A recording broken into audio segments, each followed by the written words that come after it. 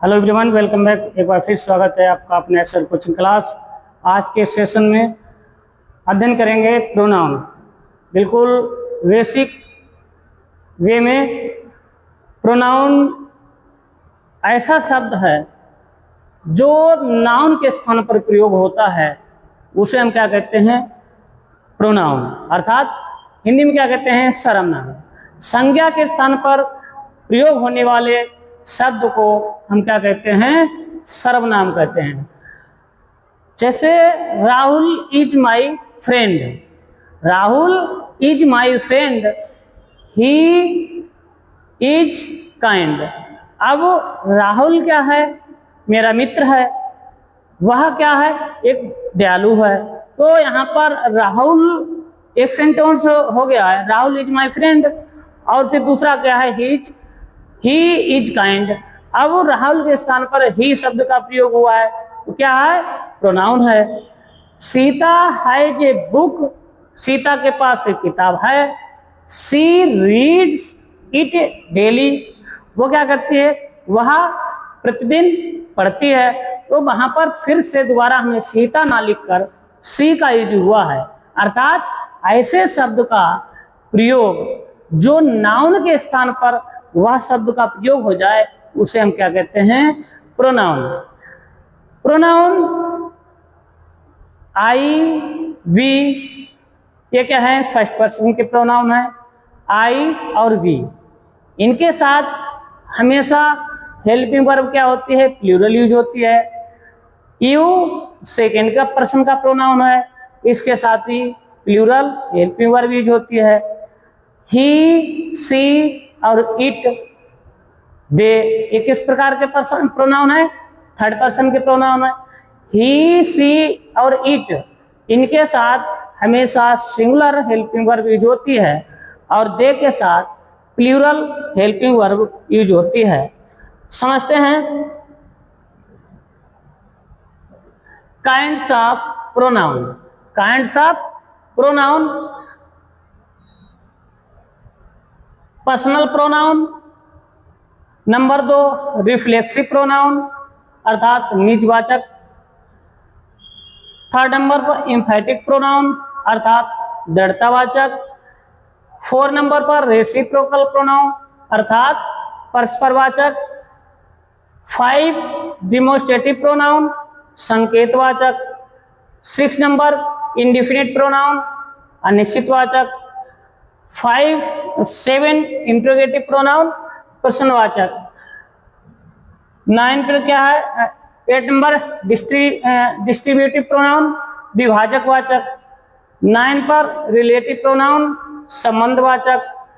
10 number पर क्या है? Exclamatory pronoun. तो ये 10 प्रकार से प्रोनाउन को डिवाइडेशन किया गया है, तो इनको हम समझेंगे। यहाँ पर सेंटेंस है आई एम ए बॉय। तो आई क्या है? फर्स्ट पर्सन का प्रोनाउन है, जो क्या बता रहा है कि मैं एक लड़का हूं। अर्थात वहां पर नाम ना लिखकर एक ऐसा शब्द का वर्ड का यूज हुआ है, आई। वो क्या है? वो क्या काम कर रहा है? एक प्रोनाउन का काम कर रहा है। उसके बाद यू आर ए गर्ल। यहाँ पर यू जो है क्या है? काम कर रहा है किसका? प्रोनाउन का। तुम एक लड़की हो। He is a man. ही क्या है?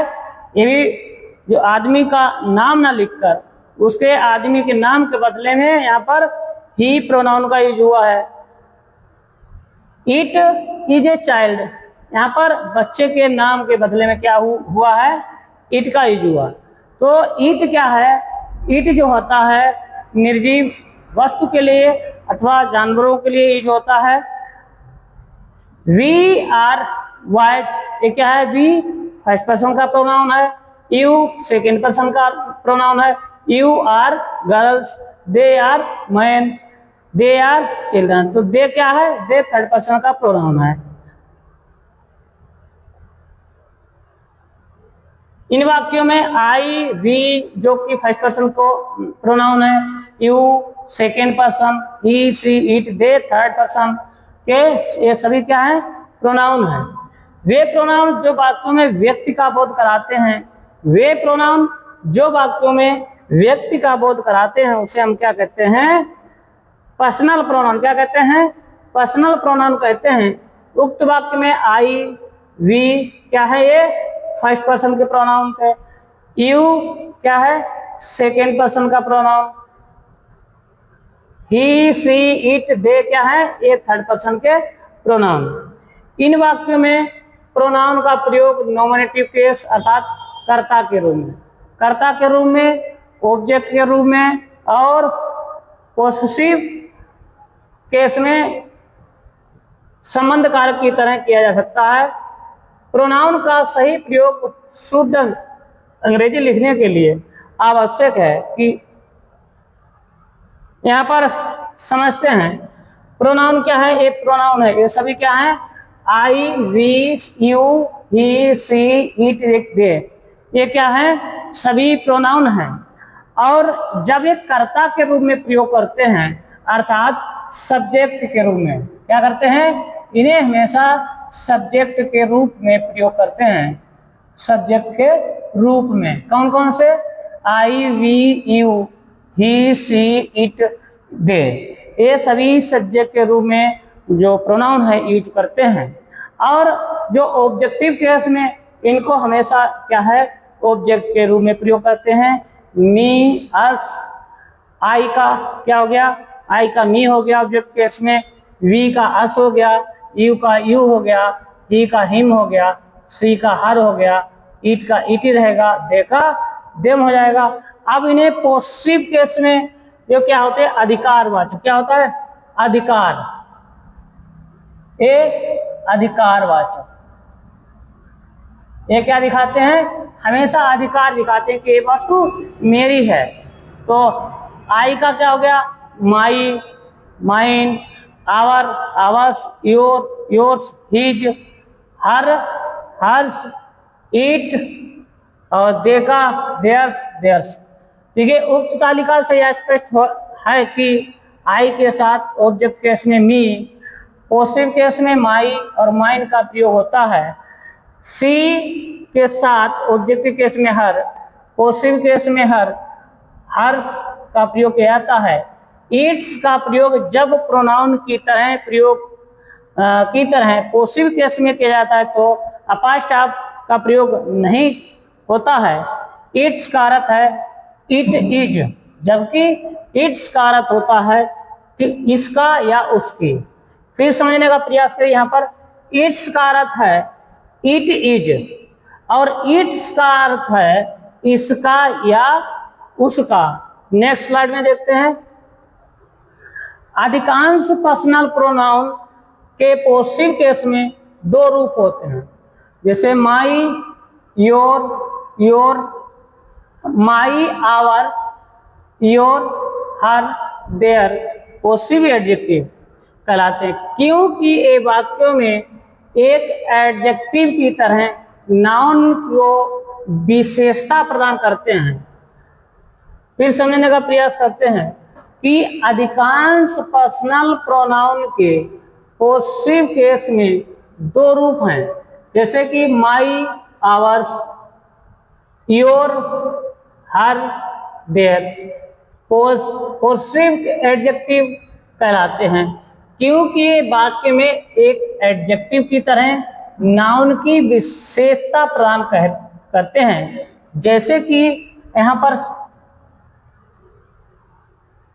He is my friend, he is my friend, वह मेरा मित्र है। दिस इज योर पेन, यह आपका पेन है। दैट इज योर हाउस, यह क्या है, आपका मकान है। दैट इज हर बुक, यह उसकी किताब है। यहाँ पर इज का प्रयोग एडजेक्टिव की तरह भी होता है एवं प्रोनाउन की तरह भी होता है। क्या है, हिज का प्रयोग एडजेक्टिव की तरह होता है और एवं प्रोनाउन की तरह होता है। अब यहाँ पर देखते हैं एडजेक्टिव कहाँ पर है, प्रोनाउन क्या है, एवं प्रोनाउन की तरह होता है। किसका, हिज का। समझते हैं। This is his pen, this is his pen. अब ये क्या है?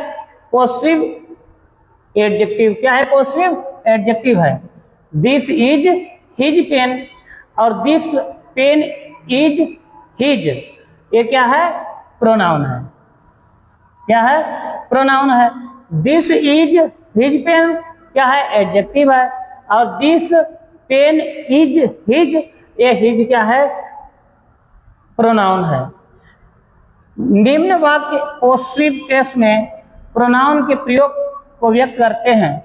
That house is our, that house is ours. Positive case में प्रोनाउन का प्रयोग को व्यक्त करते। पॉजिटिव केस के प्रोनाउन देखिए, ए योर्स क्या है? प्रोनाउन है। अर्थात हेल्पिंग के बाद, हेल्पिंग वर्ब के बाद जो प्रोनाउन आता है वो क्या होगा? हेल्पिंग वर्ब के बाद जो यहाँ पर प्रोनाउन आता है और उसके बाद में कोई नाउन नहीं है, कोई नाउन नहीं है, कोई वर्ड नहीं है, तो वो क्या होगा? वो क्या शब्द होगा? प्रोनाउन होगा। जैसे कि देखो, these so are theirs, this pen is mine, that book is hers, every country has its peculiar tradition. Next, यदि एक वाक्य में भिन्न भिन्न पर्सन के प्रोनाउन एक ही वर्ब के साथ प्रयुक्त होते हैं तो उनको लिखने का क्रम क्या होगा? ऑर्डर या क्रम उनके क्या होगा? 2, 3, 1। क्या होगा उनका क्रम? 2, 3 और 1। समझिए, देखिए, सिंगुलर सबसे पहले यू सेकेंड पर्सन, उसके बाद ही थर्ड पर्सन एवं उसके बाद आई फर्स्ट पर्सन। गुड मैनर्स की दृष्टि से लिखा जाता है। इसको याद रखने का तरीका क्या है? 2, 3, 1 अर्थात second person plus third person और first person. You, he and I are partner. तुम, वह और मैं क्या है? पार्टनर हैं।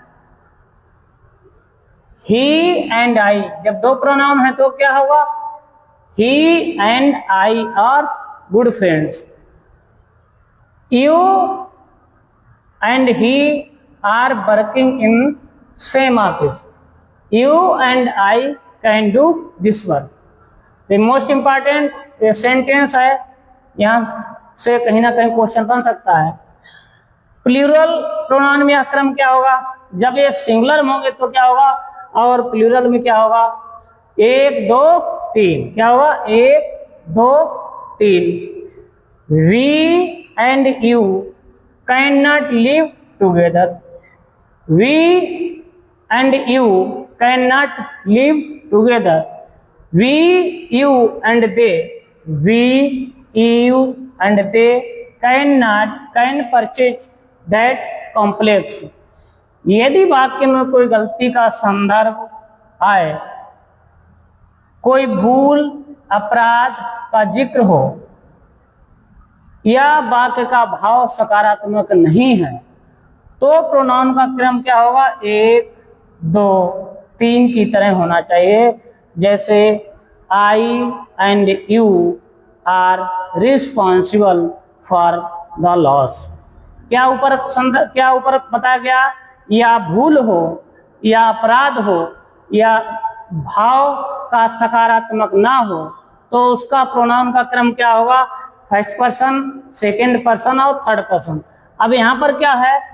यहाँ पर भूल की जो जिम्मेदारी, जो खोने की जिम्मेदारी को दर्शाया गया है। यहाँ पर कोई चीज खोई हुई है अर्थात भूली गई है। तो आई एंड यू, मैं और आप क्या हैं? रिस्पॉन्सिबल, जिम्मेदार हैं for the loss, for loss. तो यहाँ पर एक भूल की बात हो रही है तो क्या है?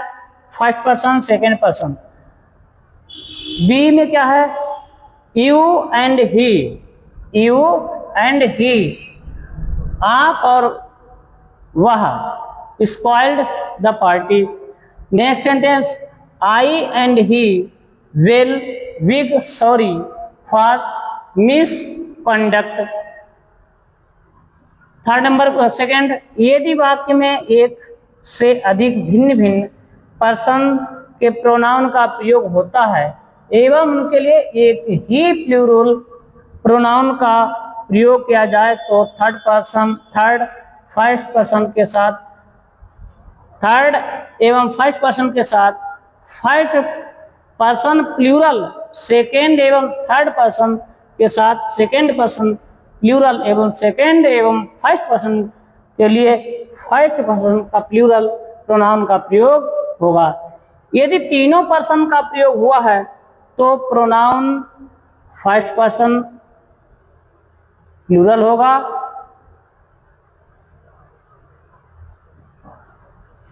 Third person plus first person plural. यहां पर क्या होगा, जब थर्ड पर्सन के साथ प्लस फर्स्ट पर्सन आए, समझने का प्रयास करना। जब पहले क्या हो, थर्ड पर्सन हो, उसके बाद सेकेंड फर्स्ट पर्सन आए तो क्या होगा, पर्सन क्या होगा, प्लूरल होगा। जब सेकेंड पर्सन का प्रोनाउन और उसके बाद थर्ड पर्सन का प्रोनाउन हो तो क्या होगा, सेकेंड पर्सन का प्लूरल होगा। जब सेकेंड पर्सन और उसके बाद फर्स्ट पर्सन आए तो फर्स्ट पर्सन का फर्स्ट पर्सन प्लूरल होगा। अर्थात ए पर्सन क्या है, प्लूरल है, और इसमें क्या है, ए पर्सन प्लूरल है, और इसमें क्या है, ए प्लूरल है, ए प्लूरल है, इसमें ए प्लूरल है और इसमें ए प्लूरल है, और इन्हीं के अनुसार क्या होगी, हेल्पिंग वर्ब होगी। देखिए जब पहले क्या आया, यू एंड आई, तो आई क्या है, फर्स्ट पर्सन हुआ, अर्थात जिसके साथ हेल्पिंग वर्ब आई के साथ आई। यहाँ पर थर्ड पर्सन आया और उसके बाद फर्स्ट पर्सन आया, यहाँ पर थर्ड पर्सन फिर फर्स्ट पर्सन, अर्थात प्लूरल हेल्पिंग वर्ब। यहाँ पर देखते हैं सेकेंड पर्सन आया और फिर थर्ड पर्सन आया तो क्या हुआ, हेल्पिंग वर्ब। पहले सेकेंड पर्सन थर्ड पर्सन तो क्या है, प्लूरल, हेल्पिंग वर्ब प्लूरल। अब जैसे कि अगर सेंटेंस इधर में होता तो क्या ही के अनुसार हिज लगाते, क्या लगाते, हैज, ही के अनुसार हैज लगाते, लेकिन नहीं, हमें ये रूल ध्यान रखना है। अब यहाँ पर यू और ही और फिर आई के साथ हैव। तो नेक्स्ट, कलेक्टिव नाउन के साथ प्रोनाउन का प्रयोग उस स्थिति में सिंगुलर एंड नेप्चुन जेंडर में होता है जब कलेक्टिव नाउन का प्रयोग एक यूनिट के रूप में हो।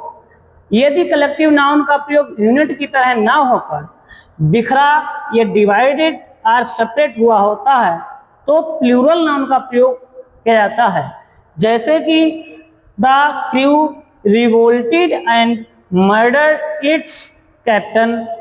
Second, after 3 days the jury gave it verdict.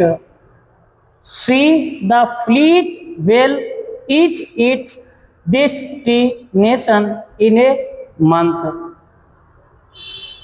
Next slide में समझते क्या है, कलेक्टिव नाउन क्या है, एक यूनिट की तरह प्रयोग होता है। क्या है, कलेक्टिव नाउन क्या होता है, एक यूनिट की तरह प्रयोग होता है एवं प्रोनाउन इट्स सिंगुलर एवं नेप्चुन जेंडर में प्रयुक्त है। Look at the following sentence, the jury were divided in their opinions. Collective noun एक यूनिट की तरह प्रयोग होता है एवं प्रोनाउन इट्स सिंगुलर और नेप्चुन जेंडर में प्रयुक्त। Look at the following sentence, the jury were divided in their opinions. जो ज्यूरी है,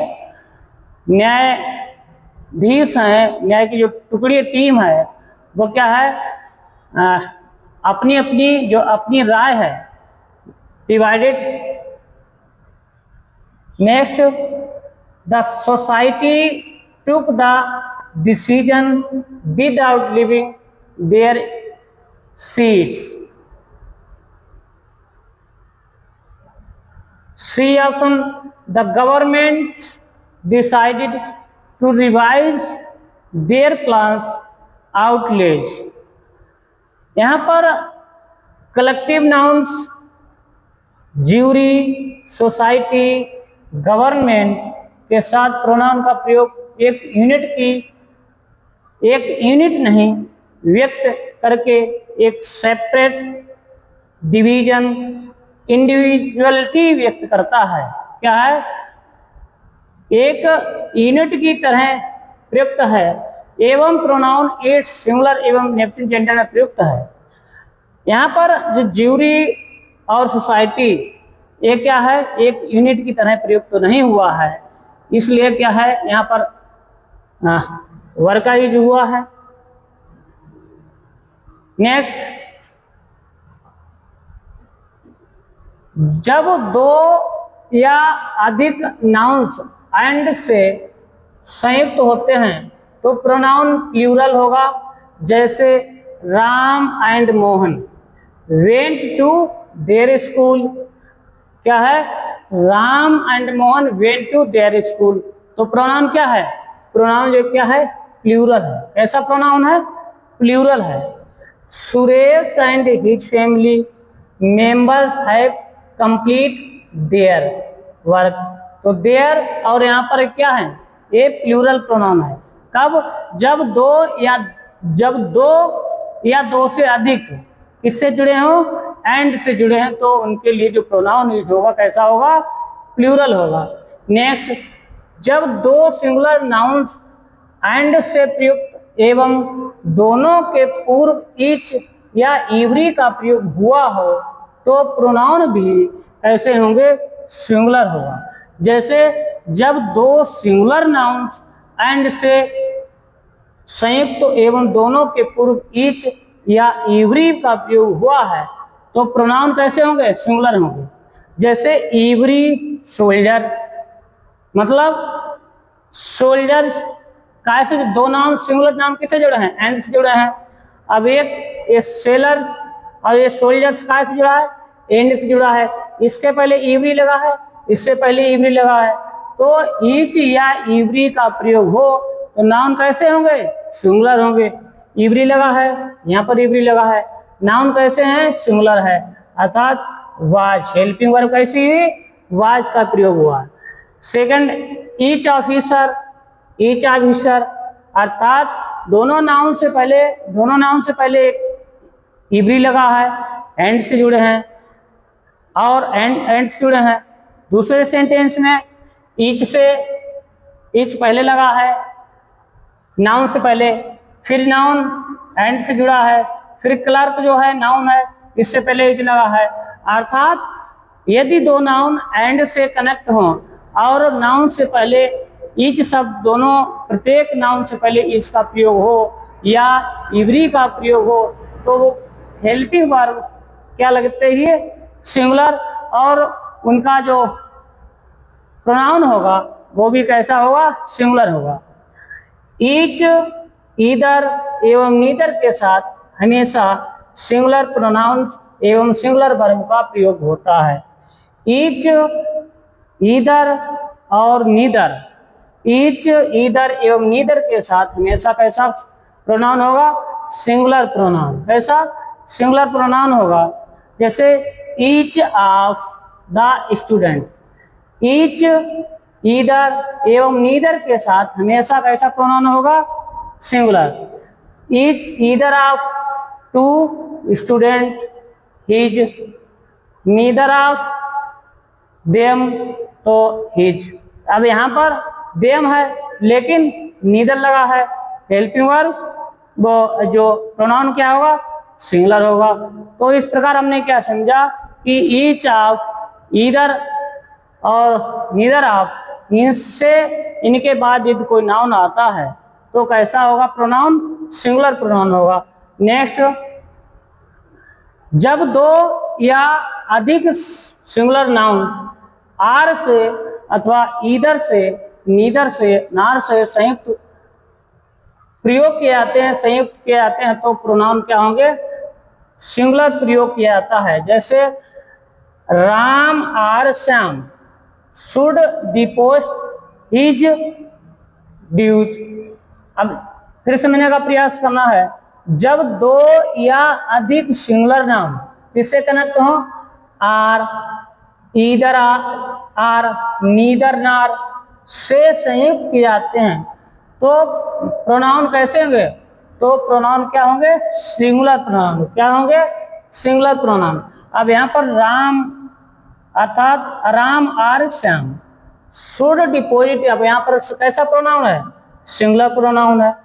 ईदर रमेश आर आर से कनेक्ट है, यहाँ पर से भी आर से कनेक्ट है, तो ईदर रमेश आर गणेश, तो कैसा प्रोनाउन है? सिंगुलर प्रोनाउन है। नीदर राम नार हिज वर्क, तो क्या हमने समझा कि यदि कोई भी नाउन आर से कनेक्ट हो अथवा नीदर नार हो अथवा ईदर नार हो, तो इनके साथ हमेशा कैसा प्रोनाउन आएगा? सिंगुलर प्रोनाउन होगा। नेक्स्ट, जब एक प्लूरल एवं एक सिंगुलर नाउन्स आर से कनेक्ट हो अथवा नार से कनेक्ट हो, तो प्रोनाउंस कैसा होगा? प्लूरल होगा। जब एक प्लूरल एवं एक सिंगुलर नाउन, जब एक सिंगुलर हो और एक प्लूरल हो और कैसे किससे कनेक्ट हो? नार से कनेक्ट हो अथवा आर से कनेक्ट हो, तो प्रोनाउन कैसा होगा? प्लूरल होगा। अब यहाँ पर ईदर द प्रिंसिपल, यहाँ पर आर द टीचर्स। अब यहाँ पर सिंगुलर है प्रोनाउन और एक आर से कनेक्ट होने के बाद ये दूसरा नाउन जो कैसा है? दूसरा नाउन प्लूरल है। पहले जो नाउन था जो ईदर से बाद आया वो कैसा है? सिंगुलर है। उसके बाद जो आर से कनेक्ट हुआ दूसरा नाउन कैसा है? प्लूरल है। तो इसके बाद जो भी प्रोनाउन आया है वो कैसा है? प्लूरल होना चाहिए।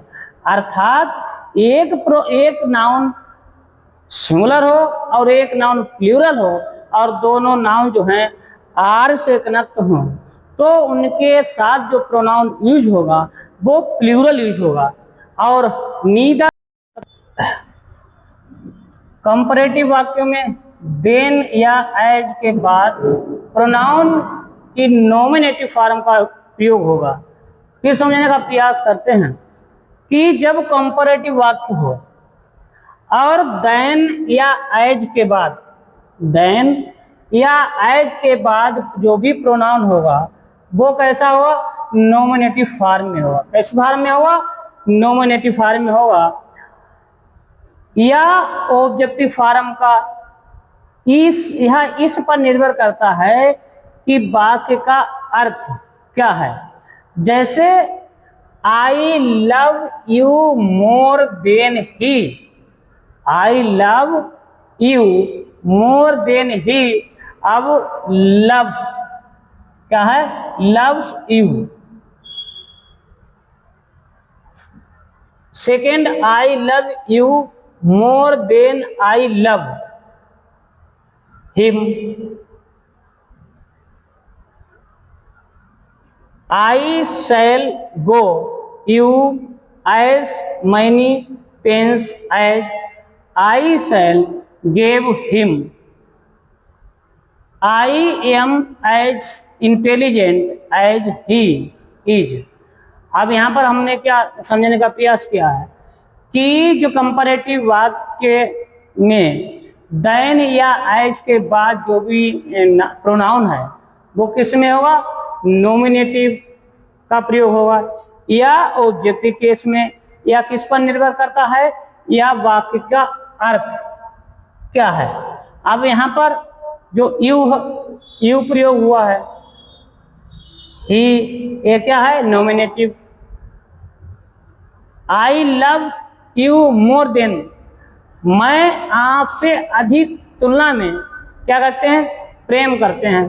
तो आई लव हिम, यहाँ पर हिम ऑब्जेक्ट केस में हुआ है। I shall give you as many pens as I shall give him. I am as intelligent, मैं होशियार हूं जैसे, अब यहां पर जैसा कि ही वह, मैं होशियार हूं कैसा, जैसे कि वह। अब यहां पर कैसा है, नॉमिनेटिव केस का। इस तरह के वाक्य में वाक्य का अर्थ के अनुसार पूरा करके देख लेने पर समझ आ जाता है कि वाक्य में प्रोनाउन की जो नॉमिनेटिव फॉर्म का प्रयोग होगा या objective form. Next, to be form. To be form के बाद आने वाला प्रोनाउन उसी केस में होना चाहिए। टू बी फॉर्म के बाद आने वाला प्रोनाउन उसी केस में होना चाहिए जिस केस में वर्ब टू बी के बाद आने वाला नाउन या प्रोनाउन प्रयुक्त हुआ हो। जैसे it is I, it is he, this is she. उपरोक्त वाक्य में इट एवं दिस का प्रयोग नॉमिनेटिव केस में हुआ है, अतः प्रोनाउन आई, ही एवं सी नॉमिनेटिव केस में प्रयुक्त हुआ है। लेकिन कई विद्वान आजकल it is me, this is me, this is her, this is him in वाक्यों को सही मानते हैं। अतः ए एवं बी दोनों सही हैं, दोनों ही प्रकार के वाक्यों को प्रचलन में है। आगे समझते हैं।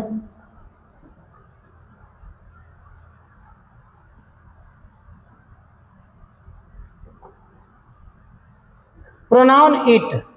प्रोनाउन इट, इट का प्रयोग निम्न के लिए होता है। इट का प्रयोग for things without life, निजी वस्तु के लिए।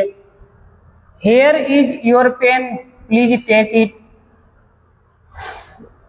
हेयर इज योर पेन, यहाँ क्या है, हेयर इज योर पेन, यहाँ आपका पेन है, प्लीज टेक इट, और प्लीज इसे लीजिए।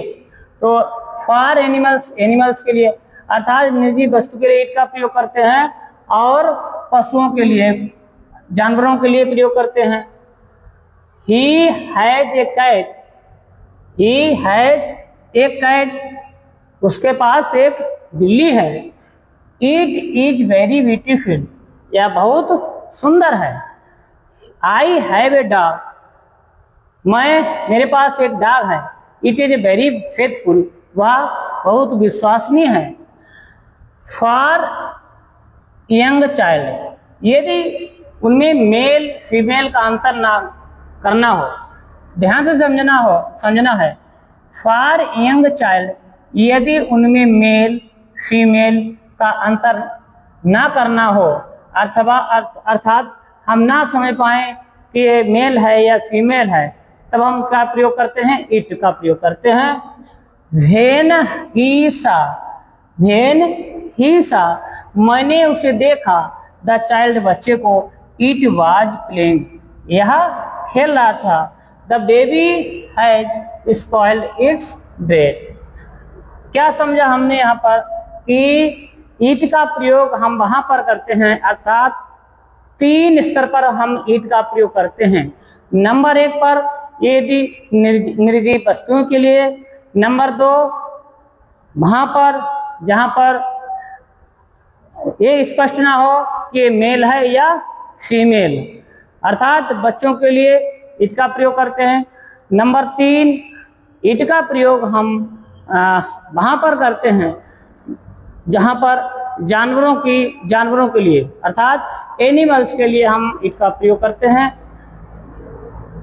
It is you who can solve this problem, यह आप हैं जो समस्या को सॉल्व कर सकते हैं, इस समस्या को सॉल्व कर सकते हैं। It was I who called you, it was at Shimla where the agreement was signed. It is the place where he was murdered. अब देखिए it is you, it का प्रयोग हुआ है. It was I who called you. यह मैं जो तुम्हें बुलाया. तो इस प्रकार ईट का प्रयोग कहाँ पर हमने समझा कि ईट का प्रयोग वस्तु के निजी वस्तु के लिए, ईट का प्रयोग पशुओं के लिए, ईट का प्रयोग जहाँ पर अंतर ना हो कि ये मेल है या फीमेल अर्थात बच्चों के लिए ईट का प्रयोग करते हैं. यहाँ पर एक अनिश्चितकर्ता इंडिफिनिट नॉमिनेटिव के रूप में ईट का प्रयोग किया जाता है. जैसे it rains, it thunder, it snow, it blow. Next, समय मौसम के संदर्भ में इट का प्रयोग निम्न प्रकार होता है. It is 7 o'clock, it is fine, it is winter, it is summer. Exclamatory वाक्य में इट का प्रयोग निम्न प्रकार किया जाता है. What a beautiful word, it's. What is a large building, it is. It का प्रयोग निम्न प्रकार के वाक्यों में भी किया जाता है. जैसे it is easy to find fault with others. It is confirm that he is wrong. It is doubtful, या बहुत या संदेहपूर्ण है. वेदर मौसम, शी विल ज्वाइन हियर, उसने वह सम्मिलित होगा यहाँ. मौसम कैसा है, संदेहपूर्ण है और वह ज्वाइन यहाँ शामिल होगी. इट इज अनसर्टेन, यह अनिश्चित है कि शी विल कम, वह आएगी. ही इज टेलिंग, वह बता रही है. व्हाट इज नॉट ट्रू, जो सत्य नहीं है. एज ही, जैसा कि वो यह जानती है. एज ही नोज, जैसा कि वह यह जानती है. He deserve the award as we know it. I think it is a wrong, मैं सोचता हूँ यह गलत है. टू ट्रेवल, यात्रा करना विदाउट प्रॉपर टिकट, बगैर टिकट के. आई कंसिडर, मैं सोचता हूँ दैट कि it is a pity to waste time, कि समय बर्बाद कर रहा है. इट का इम्पर्सनल प्रोनाउन भी कहा जाता है. इट को क्या कहा जाता है, इम्पर्सनल प्रोनाउन भी कहा जाता है. It and this, it and this को समझते हैं. दिस वाक्य के कर्ता के रूप में कार्य करता है. इसका प्रयोग किसी वस्तु व्यक्ति के लिए नाम बताने, पहचान कराने का प्रगाढ़ता प्रकट करने के हेतु किया जाता है. जैसा कि this is my friend, this is a cat, this is All India Radio, this is my brother, this is 2 3 4 5 7 1 4, this is BBC voice of America. जबकि ईट का प्रयोग समय, मौसम आदि हेतु किया जाता है विशेष स्ट्रक्चर में, जैसा ऊपर बताया गया है. जिसका प्रयोग कहाँ पर होता है, जब वाक्य के कर्ता के रूप में कार्य करता है. दिस का प्रयोग हम कहाँ पर करते हैं, जब वाक्य के कर्ता के रूप में करते हैं तब हम दिस का प्रयोग करते हैं.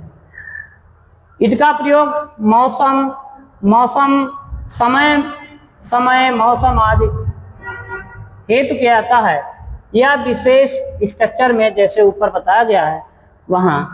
It is 7 o'clock, it is morning, it is raining. ये क्या है, ये समय बता रहा है समय के लिए. मॉर्निंग समय बताया और रेनिंग मौसम के बारे में. तो it is A cold, it is cold, it is A winter, ये समय. तो इट का प्रयोग कहाँ पर करते हैं, समय बताने के लिए, मौसम बताने के लिए. रिफ्लेक्सिव प्रोनाउन क्या है, reflexive pronoun my, your, him, her, it, self बोलने पर ये क्या है, योर, देम, में स्लेव के होने पर रिफ्लेक्सिव प्रोनाउन बनाए जाते हैं। ऑब्जेक्ट में वो वाक्य में ऑब्जेक्ट की तरह प्रयुक्त होते हैं एवं वाक्य के सब्जेक्ट को ही व्यक्त करते हैं। These are called reflexive because क्योंकि action done by subject turns back reflective upon the subject. Look at the following sentence, he hurt himself, he runned yourself, she runned herself, we runned ourselves, I hurt myself, they runned themselves। ये क्या है? Reflexive pronoun. क्या है ये? Reflexive pronoun है। Rules number 1 क्या है? Transitive verb के साथ रिफ्लेक्सिव प्रोनाउन का प्रयोग किया जाता है। किसके साथ? ट्रांजिटिव वर्ब के साथ रिफ्लेक्सिव प्रोनाउन का यूज किया जाता है। ट्रांजिटिव वर्ब के साथ ऑब्जेक्टिव का आना आवश्यक है। क्या है? ट्रांजिटिव वर्ब के साथ यानी कर्म का होना जरूरी है, ऑब्जेक्ट का होना जरूरी है ट्रांजिटिव वर्ब में। जब इन वर्ब के साथ कोई ऑब्जेक्ट नहीं होता है तो रिफ्लेक्सिव लगाकर ऑब्जेक्ट को की पूर्ति करनी होती है। ऐसी वर्ब हैं, क्या है? Avail, absent, enjoy, resign, apply, revenge, exert, etc आज जैसे। I absented myself from the office, he availed himself the opportunity, they enjoyed themselves the pleasure of weather। Next, कुछ वर्ब जब इनका प्रयोग इंट्रांजिटिवली किया जाता है तो इनके साथ रिफ्लेक्सिव प्रोनाउन का प्रयोग नहीं किया जाता है। जब कुछ वर्बें क्या है, इनका प्रयोग इंट्रांजिटिव वर्ब के रूप में है तो रिफ्लेक्सिव का प्रयोग नहीं किया जाता है। जैसे ऐसी वर्बें कौन सी हैं? कीप है, ब्रीक है, सेट है, बात है, मेक है, स्टॉप है, स्टील है, क्वालिफाई है, मूव है, ओपन है, ड्रा है, रेस्ट है, रूल है, ब्रस्ट है, हीड है, फीड है, गेथर है, इट से। सामान्यतः इन वर्ब का प्रयोग इंट्रांजिटिवली ही होता है। जैसे he kept away from the function, he kept away from the function correct है। अब नीचे he kept himself away from the function। अब ये क्या है? himself यूज हुआ है जो कि इनकरेक्ट है, अर्थात he kept away from the function इनके साथ रिफ्लेक्सिव प्रोनाउन का प्रयोग नहीं होता है। क्या है कि यदि ये वर्बें प्रयोग हैं, वर्ब का यूज होता है तो इनके साथ रिफ्लेक्सिव प्रोनाउन का प्रयोग नहीं होता है। Let us rest. अब लेट अस के बाद आवश्यक है तो क्या है?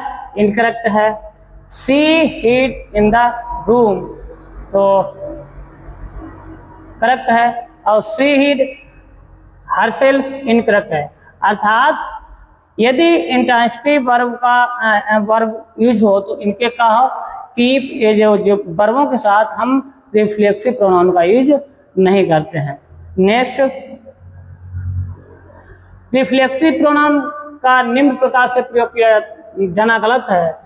जैसे myself is R C Gupta, we himself will do it, she myself will go there, herself can solve it। next, emphatic pronoun reflexive pronoun एवं एम्फेटिक प्रोनाउन बनावट व दिखने में एक समान होते हैं। एम्फेटिक प्रोनाउन का प्रयोग किसी प्रोनाउन या नाउन का एम्फेसिव महत्व बढ़ाने या करने हेतु किया जाता है। जैसे I myself solve this question, मैंने स्वयं इस क्वेश्चन को हल किया है। She herself found the solution, उसने स्वयं इसका सॉल्यूशन पाया। सी क्या है, he himself came to see the patient, वह स्वयं आया टू सी द पेटेंट, मरीज देखने। You herself admit your fault. Emphatic pronoun का प्रयोग सब्जेक्ट के तुरंत बाद किया जाता है। इम्फेटिक प्रोनाउन की पहचान क्या है? इम्फेटिक प्रोनाउन का प्रयोग सब्जेक्ट के तुरंत बाद होता है। नेक्स्ट, रेसिप्रोकल प्रोनाउन क्या है? ए ईच अदर। रेसिप्रोकल प्रोनाउन क्या है? Each other, one another.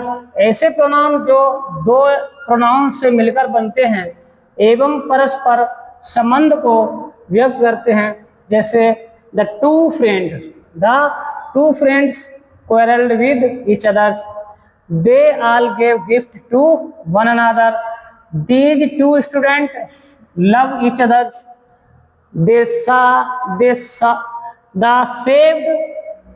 saved themselves by helping one another। क्या है? each other, one another ऐसे प्रोनाउन होते हैं जो दो प्रोनाउन से मिलकर बनते हैं एवं परस्पर संबंध को व्यक्त करते हैं। द टू फ्रेंड्स, दो मित्र, क्वेरल्ड झगड़ रहे थे, विद ईच अदर्स एक दूसरे। तो इन ईच अदर जो है किसका संबंध बता रहा है? मित्रों का। तो एक दूसरे से जो परस्पर संबंध होता है उसमें क्या है होता है? ईच अदर अथवा वन अनदर। अब यह दे ऑल गेव गिफ्ट, उन्होंने उन सभी ने क्या उपहार दिया, तो क्या हुआ?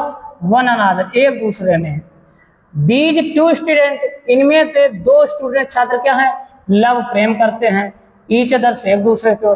तो ऐसा प्रोनाउन जो परस्पर संबंध दर्शाए वो क्या होता है? Reciprocal pronoun. और कौन कौन से होते हैं? ईच अदर अथवा वन अनदर। सेशन में बस इतना। नेक्स्ट सेशन में, इसके बाद नेक्स्ट सेशन में अध्ययन करेंगे। यदि ये सेशन पसंद आया तो लाइक और शेयर करिए। मिलते हैं नेक्स्ट सेशन, तब तक के लिए जय हिंद, जय भारत।